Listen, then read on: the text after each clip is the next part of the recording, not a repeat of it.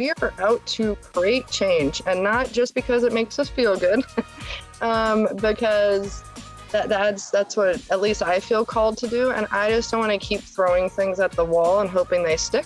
I want to know I'm making a difference, how I'm making a difference, so I can continue to make more of a difference. I don't want to spend my time doing something that's like, I think this is making a difference. I think my data and statistics are right.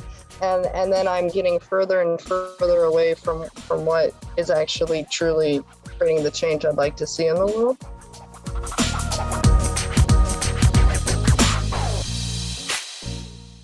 Welcome to the Feast Over Famine podcast. On this podcast, we're navigating the tension that we find where mission and profit collide.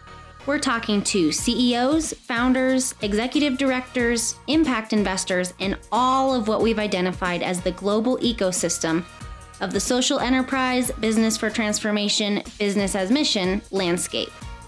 We're talking to them about the obstacles they face, the strategic challenges they've been through, how they're funded, how they were started, and everything that's happened in between. We are trying to share their story in a way that's impactful to help us all to grow the social enterprise space for the better. Enjoy this week's episode with your host, Ryan Mahaffey.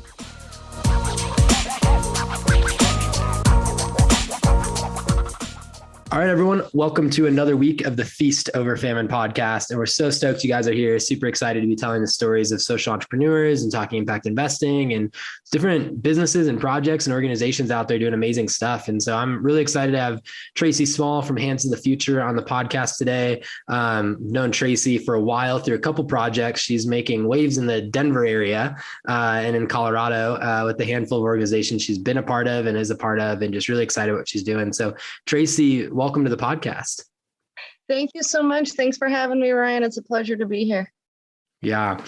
All right. So let's just kind of dig in, because this is going to be a fun one. I personally have always been pretty passionate about just refugee crises and the refugee community. And I don't know, I've always been, intrigued by that and interested in it and wanting to support it and just understanding of it in different ways. So I'm excited from that front to be able to dig in on some of this and on a different angle. So why don't we start with just a quick 2-minute overview of Hands of the Future, just so as we start to dig into the backstory and how you guys got started and what you're doing, all that, people have a context to exactly for what you guys do. So give me like the 2-minute elevator pitch of Hands to the Future. Sure. Hands to the Future aims to increase the number of students from the immigrant, refugee, or multicultural backgrounds that would like to complete credentials of value. Students that want to go on to college, they want a certificate or a license. And we just connect students and their families to educational opportunities and provide college advising, leadership development, tools, resources for them to be successful in pursuing their educational dreams. And it's just been a lot of fun walking with them in their journey. Awesome. Yeah, no, it's cool. So we're going to dive into some statistics and some data. We've both kind of got your guys' pitch deck up because the statistics are crazy and pretty interesting in different ways. But why don't we start with a little bit of just your background in this space, like how you got involved in it, how you've become an expert in it, and some of those pieces, and then what led to starting Hands to the Future over the past couple of years. Yeah, great. I started as an educator and felt very passionate about working with high school youth, and went to Arizona State University and got my teaching degree through that, and just really enjoyed working in a Teach for America school that was primarily Hispanic, and learned a great deal about just the educational gaps that I witnessed. And then my students, actually, my high school students got me involved with refugees. They said, we're learning, I was a world history teacher, and they said, we're interested in learning more about Africa. And there is the IRC in Arizona, which is the International Rescue Committee. And we'd like to volunteer there. And I was doing student council and being their representative for that. So we went and did that together, and I fell in love with it. And I decided to leave teaching as a formal profession and join a refugee resettlement agency, and to start digging into how I could help students from that background, to be able to help them go to college and just started in. And then I moved back to Colorado, where I was a native, and just able to dig into my own community, especially in South Denver. And I've just really enjoyed all the different avenues and directions it's taken me, probably almost now for 25 years. And I just love the students. I love the families. Everyone has their own story. It's unique. It's theirs to tell. And it's just been a great journey. I love it. Super cool. That's awesome. Thanks for sharing all those details. And it's cool to see your trajectory, and you really are an expert in this space, even though you might not consider yourself one. And then to see you kind of tackling it in a specific way is pretty cool. And we've had lots of conversations around that. Let's talk a little bit about who you guys serve, and even just to help people grasp the landscape around this stuff. We've had a couple other refugee organizations on the podcast before, but obviously not everyone listening has grasped that. So terms like refugees versus immigrants versus green card holders versus undocumented versus asylee versus multicultural. All these things are in there. And so there's an element of kind of lumping all those together based on their shared experience and shared obstacles. And that's kind of how you guys are approaching it. But there's also some unique pieces there. So I guess without going too deep, can you give us just a little bit of a perspective on the landscape of what some of the differences are between these, and even painting a picture for what some of these kids are have experienced, especially, a lot of them, even though that one might be a refugee, one might be a asylee seeker, some of their experience has been pretty similar. And so painting a little bit of that picture could be really helpful as well. Yeah, sure. Some terms are terms inside of others, I mean, you're an immigrant, you are a refugee, but then there's a special refugee status. So some of it is terms inside of terms, but we won't go too far into that.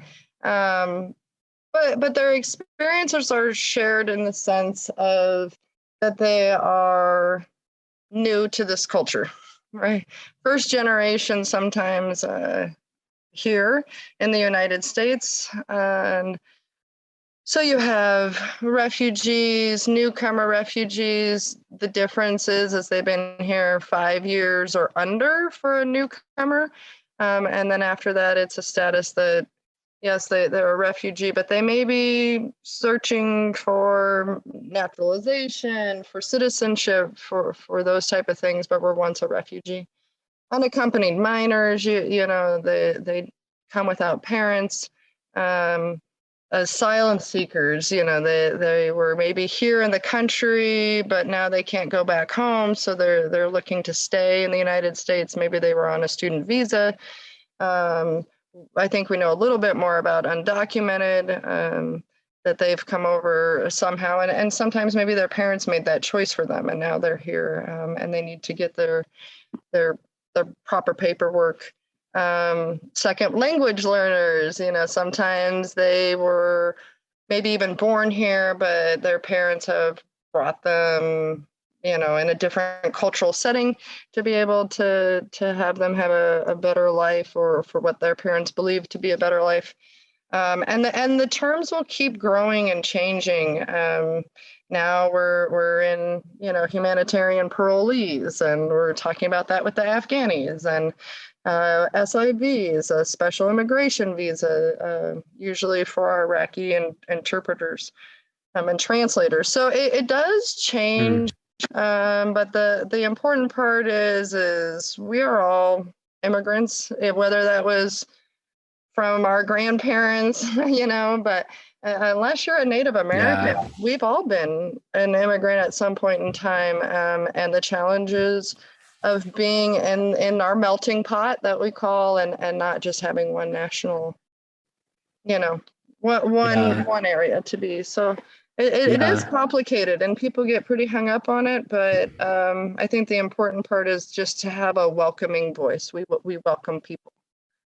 Yeah, totally. Yeah, and I think it's a very misunderstood space as well. Like there's a lot of people who don't understand, the vetting process that anybody has to go through to be a refugee or something like that. And then that the US government basically decides how many of those individuals they're going to even let in per year. And then that there's funding that gets distributed to refugee resettlement organizations. They're sent to certain cities and there's all this stuff in place. And it's not just like, oh, we just opened a door and they all walked in and it was a thing. I mean, it's a pretty robust process. And I really appreciate just your overview on all that stuff. I think it's helpful. And we can point back to the camel culture episode that we recorded maybe a year and a half ago.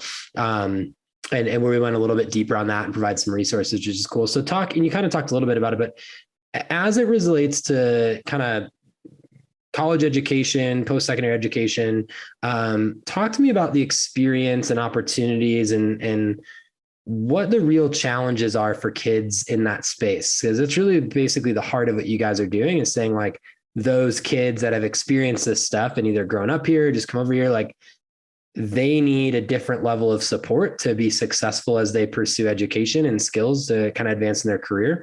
And that's really why you guys exist, right? So tell me, like, what are they experiencing day in, day out? And what are the obstacles in place for them to be successful the same way that someone who's just grew up here and has different opportunities and knows the language and all that stuff would be? Well, it's complicated for sure. I would say that some of the commonalities are that it's a challenge to go to college, especially nowadays with the financial aid and how expensive it is. So we really do help with the college advising / financial aid piece. We're not trying to make sure that kids, have a debt or paying their student loans. So we want to make sure that it's sustainable for them. It's also going to change not only their lives, but generationally. To be able to, whether that's a college education or just a credential or stackable credential or certificate. However, but there are many that they have to work usually to be in school. So that's probably the first difference is they will be working and usually not just for themselves to pay their way through school, but to also help their family, whether that's their parents or siblings that might be younger or older. So there is a huge financial burden. And sometimes, not always, and sometimes they'll be sending money back to the home country, but not as much. I also think that it's just navigating the system and knowing what they can and cannot do. We have, as an example, we had one student that lived across from the Auraria campus and didn't know that unless you were a student, he couldn't cross over, to be on campus. Well, so it's just sometimes not even knowing what the opportunities are or what degree they're going to have. So there's many, different avenues that we're exposed to, almost so many that it can be overwhelming on the other end. But, if back in their home country, they've heard that, well, all the women become nurses. Well, then that's what I'm going to become as a nurse. And then they come here and it's like, well, no, women can do more than just be a nurse or a doctor or not even at a doctor level for females. But, the opportunities and the choices are much larger usually. I would say that a majority of our students also have to navigate different cultures. Their parents may have a different culture than the one that they're even in America. For an example, if their parents fled from a country and then that student was born in a refugee camp, now they don't even see their parents' country as their own. They now are more tied to, the refugee country, and then they've switched that again to come here, and they're navigating all of that usually for their family. I think that they're incredibly resilient. and very savvy in just being able to see what opportunities they have. And it's not only just for them, like I've said, it's either for their parents or their siblings. So they're making a lot of choices, and pretty much Americans are pretty individualistic. Hey, if my parents don't like me doing that, then I'm going to go do this. And that it's more of a community usually. So I think that makes a difference. I think that there are barriers that come up that then they don't know how to navigate as well. So if I know I have a student who, let's say, is depressed, right? I know that I'm going to go get them help. There's counselors. This is the process. But sometimes they don't even know that when those barriers come up. So we need to tell them, well, you have these resources to be able to navigate X problem or Y problem. And that makes a difference. They're like, oh, I didn't know I could do that. So, I mean, sometimes it's that cultural piece of not knowing. There's a lot of angles on it. I know. Which is cool. I mean, I think the cool part is like, that's why you're an expert. You guys are experts in this space. Like, you know how to come alongside someone in a specific season and navigate all the different potential things that are going on. And for them, they may not even be able to identify what the challenges are. They're just experiencing them. And so since you guys know them, you can identify them, create a plan and kind of support and advise them through that. Where do you generally kind of like meet the kids? So like just kind of getting kind of granular there on programmatically. Are you associated with certain high schools, certain programs? How does that part pan out? And how do you even find these kids to work with and convince them to join? What does it look like? Give me a view for that piece. Yeah, sure. I think that the way I really got connected was through refugee resettlement agencies. I've worked for one here locally in Denver, and I've been throughout 5 different states working for resettlement agencies. So I think that's how I personally got connected and started. Different high schools, yes, that helps as well. To where they've been concentrated as a whole. Then it really becomes about word of mouth. For at least what I've been doing, that I work with students, I get to know their families. All of a sudden it's like, oh, can you help my sister or my brother or my cousin or another community member? And up to this point, we've been open up a year now, and we have 108 students, and it's all just based on relationships. And I think that relationship and trust piece is really important. And it helps throughout. And if they vouch for you in a sense, then it just kind of comes. There's no one place that I think refugees or immigrants just kind of hang out. They're throughout the community, and sometimes maybe hidden because they do stay home or because they don't have that transportation, or, if you're always around people that are the same color as you, then most likely you're not going to be able to be exposed. And I think that's really important, is that you really have to seek out these opportunities and be open to meeting new people and being a part of the culture. Yeah, that's awesome.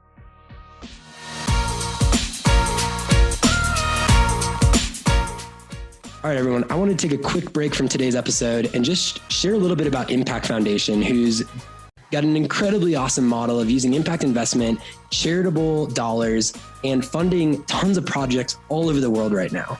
But what if your investments could change the world? At Impact Foundation, they believe business with purpose has the power to transform society. Purpose-built for impact investing, Impact Foundation provides a streamlined way to fund businesses that seek social and spiritual transformation or make loans to charity, all while earning a financial return to grow your giving. Donors and investors have already supported more than 200 redemptive enterprises through their impact accounts. They provide needed fuel for companies that exist as a force of God's redemptive work in the world. To learn more about what they're doing and their kingdom impact investing model, visit impactfoundation.org.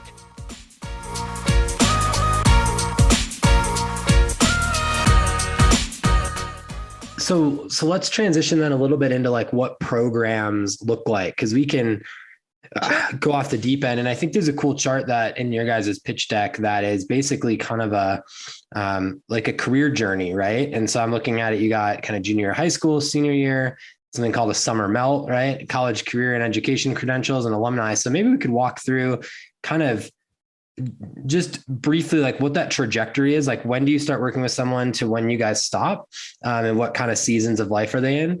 But then talking kind of through each one of like, what are the specific programmatic pieces you guys are doing to support kids in those seasons? Yeah, we start with 16 plus.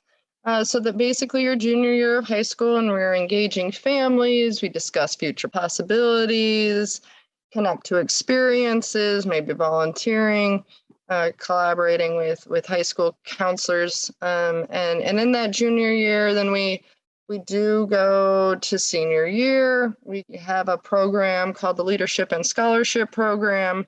We take them for 11 weeks during their second semester of their senior year, have guest speakers, seminars, just to be able to help navigate what's going to come their way. They each get $1,500 for participating in that program. And then we've partnered with Denver Foundation to have a need-based full ride scholarship for one student that we'll see throughout graduation. There's a summer melt program, which typically any traditional American student would 30% usually don't attend college their first year. They drop out or do something I always thought else. that was a really interesting stat in working with you guys, just that summer melt concept and what happens with that. Mm-hmm.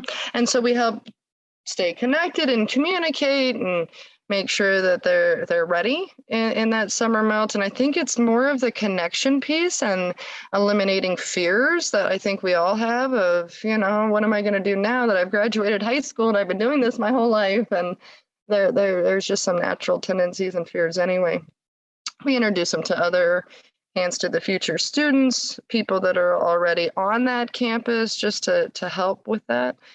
And then we really start in that first year of, we have a program called SUN. It's Scholars United Network. The students themselves have named it. They've got their own cool logo.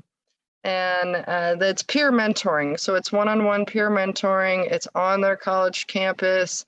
And there's resources that are available of what's the best professor, what's the best, class, how can I get connected? So they do that their first year, and then we just continue with them. And we really ask, for them to graduate. If you're going to start this process, the most important thing you can do is get that piece of paper at the end and graduate. And so we help them throughout that period of time. And then we have a SAC, a student advisory committee, that once you've completed, college or, educational credential, that we ask you to come back and give back, pay it forward to someone else. And really help with that. I would say, though, that it's not like you have to enter right at 16 plus and, have to go through each of those steps. That's kind of what we've built out as far as programming, but we accept anyone 16 plus. So we're really starting to try to focus on some of more of the adult learners as well, or the 2-generation approach of people that are older that would also like this opportunity, because traditionally most grants have been 16 to 24 years, and that's where we kind of really started. But we've lifted that age limit, and now we really would like anyone that's just old enough to be able to get an educational credential to be part of our programs. And I think that that's an important piece. And if someone comes to us their senior year in college and says, I need some help with an essay, we'll help them the same. The goal is for them to graduate, get that piece of paper so that they can go and make a difference for themselves and hopefully their family. Yeah, that's awesome. It's I've always thought it was really interesting the way you guys kind of tackle like every step along the way for them. It's not just, hey, we're going to help them get into college, and then off they go. You know, it's really holistic programming and really special in that. So talk to me a little bit about, I don't know, maybe share a couple of success stories, and that can spark a couple different rabbit trails for us. I got some other questions to ask, but give me a couple. You don't have to use real names, maybe situations, but I mean, maybe two of the most impactful kind of kid stories that you guys have experienced over the years with it. Oh, there's so many. There's so many. And I think that's one thing that I will highlight is for our students that have received the Denver Foundation grant, it is very unusual to have 100% success rate. But up to the partnership we have, every single student that's received that scholarship has graduated. And that's a success in itself, because I think that's very rare to find in most scholarships, let alone ones that work with refugees and immigrants. And I think it's that piece of navigating, you know, if they need to take a semester off, we help them take a semester off, and then we make sure that they're going back, you know, and making a plan for that.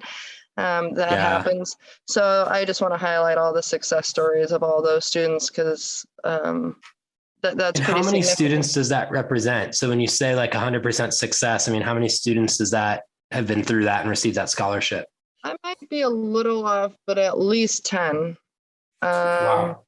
And yeah, so and then I think the other successes are those that you typically wouldn't see. I mean, there's some that are shining scholars, and you can tell right away. They come in, they're motivated, you know that this student, no matter what, is going to press through. I think it's the ones that are a little bit more intimidated or scared, or that really face their fears, and they're like, I don't even know what I'm doing here. I don't know why I'm here, but I really want to do X, Y, and Z as a career, and this is the pathway that I need to do. And they admit those fears, they face them, and I would say that those students, or those grouping of students, is what gets me really excited, because you can see them walk through this process. They personally grow, and every step they're celebrating success, and then they go back and tell someone else or tell their family member, and it's changing the mind of the perception. And to me, there's a lot of success there. And I can think of many students that do that. And I would say, especially some of our female students, not that the males don't have some of the issues, but I would say there's more in some of the female students. And it's really interesting, you know, as an American woman to see, you know, or US born, I guess I'd like to say. That I find that that's a struggle anyway, but then I feel even more reassured that the women are making a difference and taking hold of their educational careers. So. Yeah. Especially coming from, I mean, I think my biggest takeaway and everything you just said there too is the trickle down effect of people in their own cultures, in our culture, like seeing this happen is speaking for itself, and it's changing culture. It's changing perceptions. It's changing discrimination. All those things are changing as a result of just seeing people be successful, and they're leaders in that. And you guys are too. And so it's really special and really cool to see that playing out.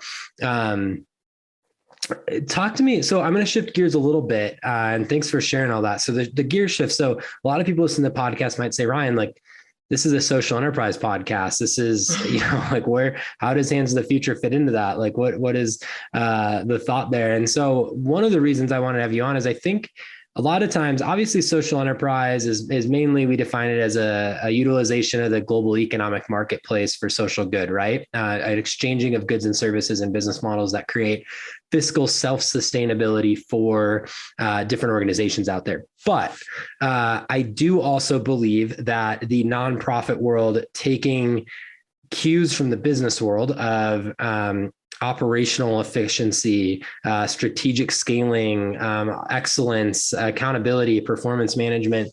There's a lot of things that some of the nonprofit world has struggled to have, that taking a business-minded approach into the management of the organization is actually a big step forward. And so I think that's something that you've displayed from the beginning. And then there's also some social enterprise angles. So I guess the first question is just talk to me a little bit about how you approach this project just as a leader from a more of a business perspective, sometimes than a nonprofit one, and what kind of it might seem weird for you to be giving advice, but like what advice would you give to other nonprofit leaders around having a business-minded approach and how it's actually helped you be more successful in what you've done in the past in your career? No, I think it's a really important point. I feel really strongly that nonprofits really need to step up more. And I mean that generally. I'm talking about smaller nonprofits, and have more of a business sense, because this you're not making a profit off of this. This is, for other people. And to take it seriously, where I feel like, oh, it's a nonprofit. Well, they don't make a profit. Well, yes, you do. And you're supposed to make a profit and do well for, your specific mission, vision, and values. And I think taking that seriously is really important, because there's a lot at stake, actually. If someone's not, doing whatever that nonprofit's mission, vision, or values are, likely, or at least, it may not be happening. So that means you have to be creative with as many solutions as you can that I think you need to take from the business world. That, if you're not making a profit, or you're not, there's consequences for that. Where in the nonprofit world, it's a little bit more soft. I also believe that it's really important to take the business practices of your financials, down to law, down to your SOPs, down to the way it's run, and have an expectation, and yes, a team approach, but we are out to create change, and not just because it makes us feel good, because that's what at least I feel called to do. And I just don't want to keep throwing things at the wall and hoping they stick. I want to know I'm making a difference, how I'm making a difference, so I can continue to make more of a difference. I don't want to spend my time doing something that's like, I think this is making a difference. I think my data and statistics are right. And then I'm getting further and further away from what is actually truly creating the change I'd like to see in the world. Yeah. That's super inspiring. That's awesome. Thank you for sharing that. I think there's so much I could add in there, but I'm just going to leave it and let people digest all that, because particularly the part you said about your job is to make a profit, and maybe not profit in the sense that we normally know that word, but to steward the philanthropic resources you've been given well. That is essentially the same difference as like trying to be profitable, because in a for-profit organization, you're stewarding your revenues and your leftover profits from those to create a profit that is left over, right? And at the end of the day, it's about stewardship. And so I loved what you kind of shared about that, and it's super inspiring and super cool. So thanks for sharing that. What about, I know, and you guys are kind of I don't want to say you guys are in an interesting season as an organization, because you've done this in the past. You've worked with organizations doing this. You've kind of built the model over several years, but now you're kind of out on your own and you're in the first few years of launching. So you haven't had the chance to really integrate a true social enterprise model yet, but you've got a lot of ideas on it. And so I'd love to hear just some of your ideas, even though they're kind of half baked and not put out there. I think it's cool for people to get a lens into the brainstorming side of that. So what are some of the ways that you guys have thought of or are planning to integrate a business model or social enterprise into the mix? And like, what is the impact you're hoping that'll have? Well, I think that one of the things that I'm excited about is we're coming out with our own college guide that's written by our college advisor. She's worked on it for many years, that has a cultural lens. yes, there's many college guides out there. There's so many. But this one really takes a step-by-step approach to guide students through it. And we would like to be able to sell that book to colleges or high schools so that we can get more information out, right? Our mission is to make sure that it's reaching as many students as possible, yet to have some of those proceeds come back as a revenue stream back to the organization. And if there are colleges or career counselors that are unable or don't have the resources to be able to do that, then we're happy to do it, for them, or train the trainer to train someone to be able to continue to do that. And then it meets two parts of our mission. And one is to be able to reach as many refugee immigrants and multicultural students with the information, but then also to have more of a stable, funding stream for our organization that's not necessarily your typical fundraising would be an example. Or one of the other ideas is for our SAC committee, which is our student advisory committee, which is tied directly to our board, for them to come listen to students, listen to exactly what they would like to do, and to do that with them. A lot of people have t-shirts. They want to do t-shirts every year that's different, that have different artwork on it. And you might be able to sell more because it's based on a student or a population or a certain culture. And instead of just having it branded, for Hands to the Future, that it's more geared towards the students and them branding themselves. I mean, I wish I could afford every student. I could give them a college education and I could do that, but I can't. So, I mean, I really tell the students all the time, we are doing this with you, not for you. And I do ask students to give, even if it's $10, because it shows that you're in it. You're in it with us. We're all doing this together. And then they have to go and advocate for themselves. They have to go get their own financial aid packages. And sometimes even just that ask is hard, or, doing that. So if they're doing that with us first, and we're teaching them how to do that and kind of breaking down just some of the misconceptions of it, then they're going to be able to advocate more for themselves. Yeah, I think you're bringing up a point there that like the best social enterprises out there are ones that the natural way of developing the people that they're serving lends to a great social enterprise model, meaning, wow, these kids need to grow in this area. Like it would be a good skill for them to grow in this area and to get experience in this area and do these things. And how can we make it mutually beneficial? You're not creating it just for the sake of creating it and it doesn't have a purpose. I think there's ways to do that. And sometimes that's the only option. But it benefits all around and it's a good fit on that front. And so I love when I hear stories like that, where it's like, yeah, this is needed. And at the same time, like, look at the skills we're developing in these kids and how they're able to grow. So I think it's a pretty powerful piece of the puzzle, which is cool. Mm-hmm.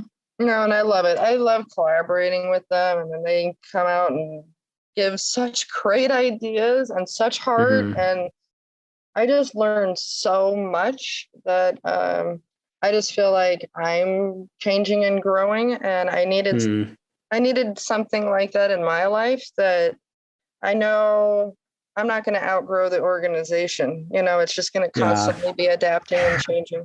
So. And eventually those kids will run it and kick you out, which is kind of the end goal, right? That's my hope. Is awesome, which is super cool. So tell me, as we kind of wrap up, a couple of things, like what does the future look like? Where are you guys headed? 5 years from now, where is Hands of the Future going to be? How are you guys going to scale? Is that geographically? Is it just number of kids served? Are you guys going to be a national organization? Like what are some of your dreams of what the organization goes towards?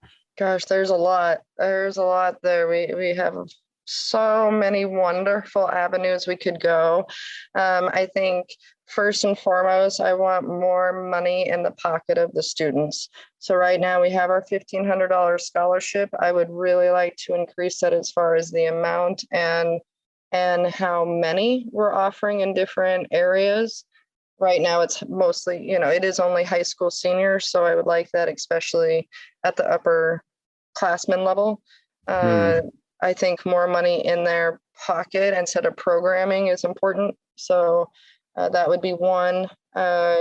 Two, I really want to see the students come back and then pay it forward.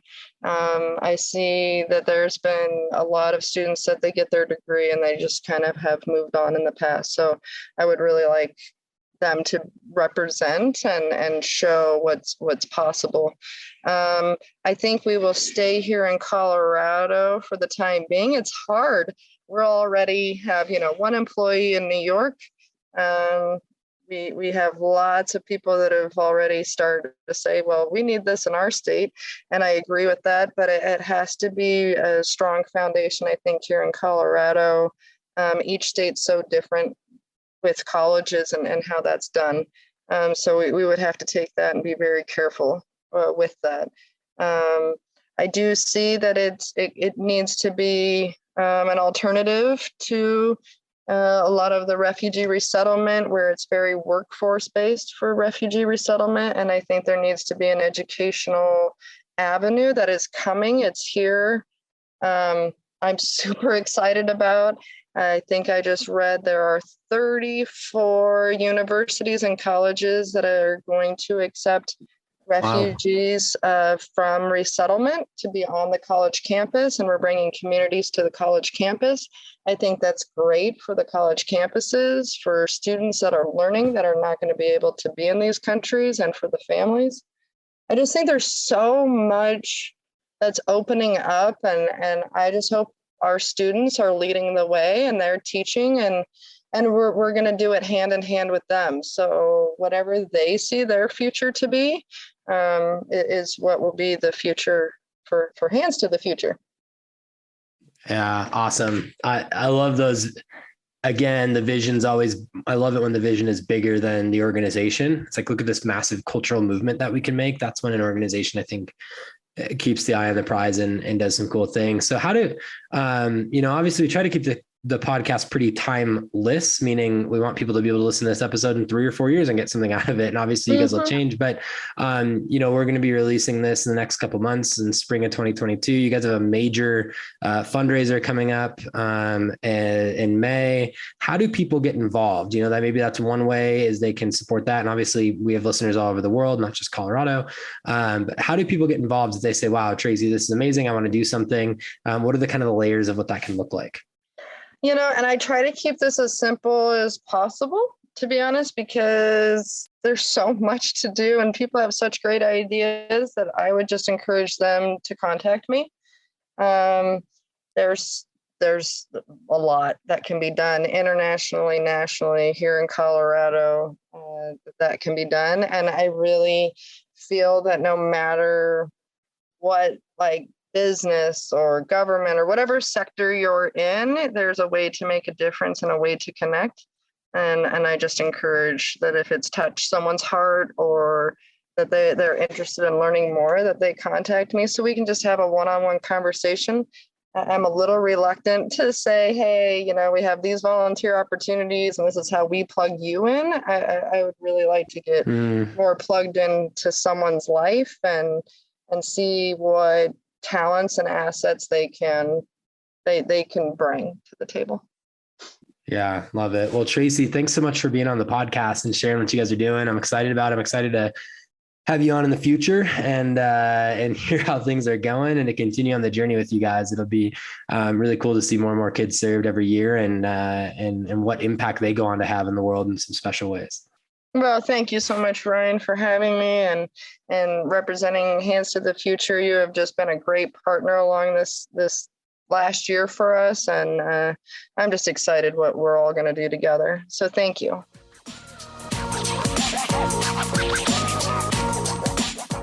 All right, everyone. Thank you for listening to another week of the Feast Over Famine podcast. We are so thankful you guys are here and listening. As always, hit that subscribe button on your favorite podcast listening apps.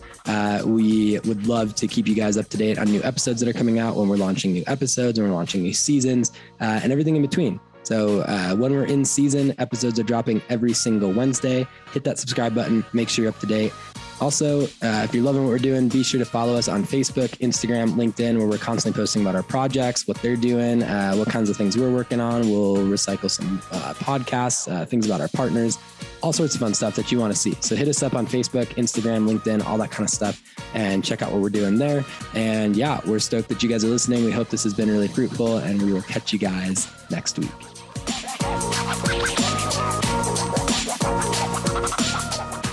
And lastly, as you guys all know, we always talk about all sorts of things with impact investing, investment opportunities, entity structure modeling, how projects are getting capital.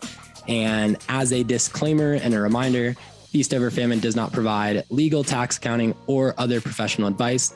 You should consult professional advisors concerning the legal, tax, or accounting consequences of any activities related to your project or a project you're supporting. Feast Over Famine doesn't consult, advise, or assist with the offer or sale of securities in any capital raising transaction. We don't do that for the direct or indirect promotion or maintenance of a market for any securities. And Feast Over Famine does not engage in any activities for which an investment advisor's registration or license is required under the U.S. Investment Advisors Act of 1940 or under any other applicable federal or state law, or for which a broker's or dealer's registration or license is required under the U.S. Securities Exchange Act of 1934 or under any other applicable federal or state law. So there's your investment disclaimer. Hopefully that's helpful if you need it. And if you ever have any questions on that side of things, don't hesitate to reach out to us. Take care.